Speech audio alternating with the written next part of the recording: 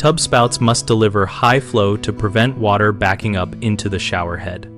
PEX tubing often reduces flow at the tub spout because typical PEX crimp or barb adapters narrow the effective opening and add internal lips that create turbulence.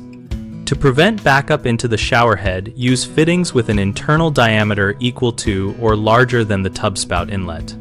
Prefer push to connect fittings like SharkBite that offer a straight, unobstructed path, or use standard male NPT or pipe thread adapters sized to match the spout tailpiece so the opening remains large and smooth. When installing, cut PEX square and deburr the end before attaching any fitting to avoid beads that catch debris and restrict flow.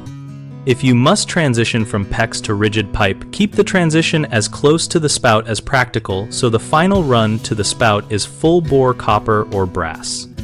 Test flow before finishing the wall by temporarily attaching the spout and running full hot and cold to confirm no backing into the shower head.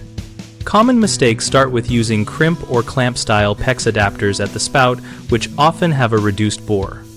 Swap to a full bore push to connect or threaded adapter. Another issue is leaving a PEX stub into the spout where the tubing end creates a lip. Cut back the PEX and transition to a rigid tailpiece so the spout sees a smooth opening. A third problem is undersizing the adapter or using rigid inserts that step down the diameter. Always match or exceed the spout port size and check internal diameters rather than relying on nominal labels. We run bighomeprojects.com to help homeowners find trusted local contractors and for contractors to find work aligned with their skills.